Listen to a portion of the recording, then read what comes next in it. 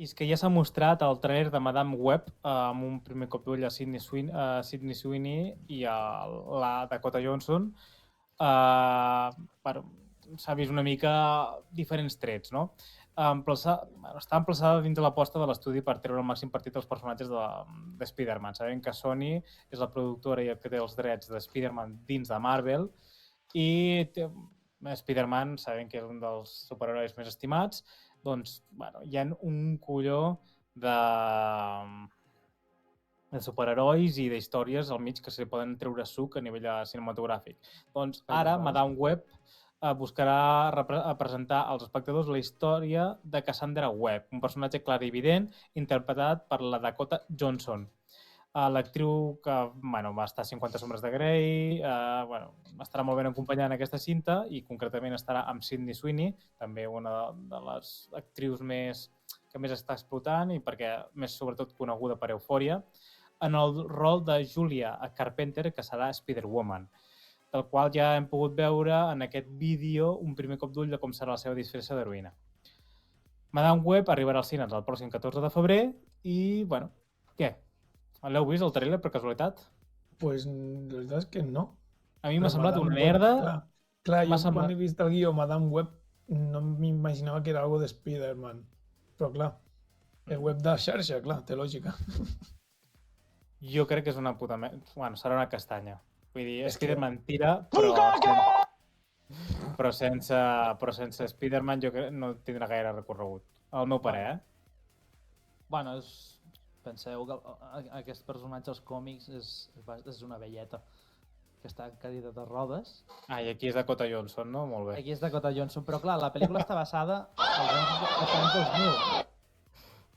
I es veu que hi ha una escena del tràiler que es veu que està ella amb el company de l'ambulància i és el tio Ben del Peter Parker i suposadament hi ha la mare que està embarassada.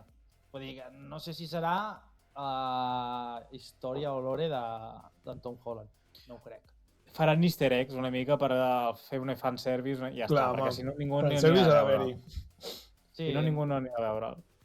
Star Wars ha fet una franquícia a base de fanservice, o sigui, imagina't. Sí, totalment.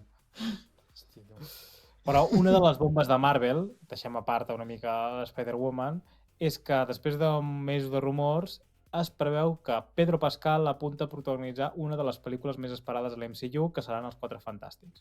S'han parlat de diferents actors, també actrius, que formaran part dels Quatre Fantàstics, però, se sembla ser que una raó de pes serà en Pedro Pascal. A mi em sembla una castanya.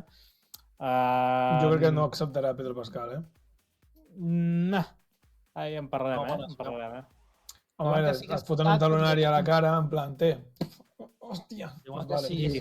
Feina per 5-10 anys, Diuen que sí que ha acceptat, el que passa que el tio, clar, està fotut en tot arreu, tio. Està de Mandalorian, de Last of Us...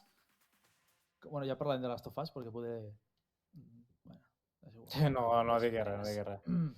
Que dic que no estarà totes les temporades, si més. Bueno! Però...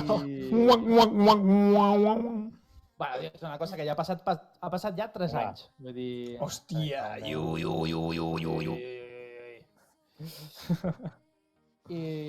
però bé, de Mandalorian també queda una pel·li i ja està, també, vull dir que els projectes se'ls acaben, el tio aquest, però vull dir, ara també fa pel·lis així random per Apple TV, crec que ha fet una ara amb Henry Cavill, vull dir, ja va fent cosetes, la cosa és que ha de mirar de no minar gaire la seva imatge, perquè la gent se'n cansa, i si comences a fer ara... Jo no em cansaria de Pedro Pascal.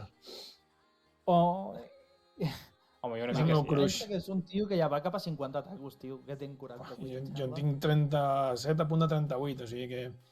Sí, però vull dir que és un tio, hòstia, que ja és grandot.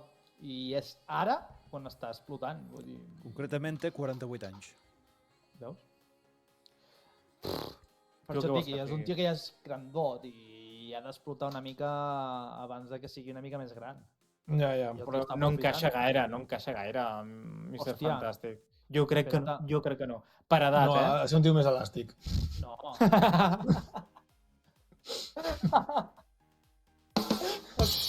Va entrar molt bé. Aquesta ha entrat fina, És d'aquelles que és.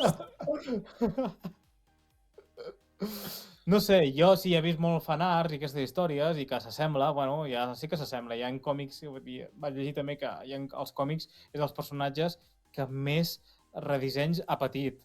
Vale, t'ho entenc, però és un tio que és això, té 50 anys, aquest personatge haurà de durar 10 anys, què, ho faran... Bueno, envellirà molt ràpid, aquest tio. Vull dir, ara encara està bé i està en forma, però jo crec que envellirà massa ràpid. Jo veig més aviat un Krasinski, John Krasinski, que va sortir a la pel·li d'Endgame. No, perdona, a Multiverse of Warner. Sí, però el de Krasinski va ser un cameo que va dir o faig cameo o res, perquè no es volia liar. Té altres Vale, però dic un perfil jove, que té 40 i pocs, saps? Aquest tio ja està superguapo en la foto que està mostrant en Kevin, en pantalla. Sí, és que queda molt bé, és que se li veu molt bé, però envellirà molt ràpid.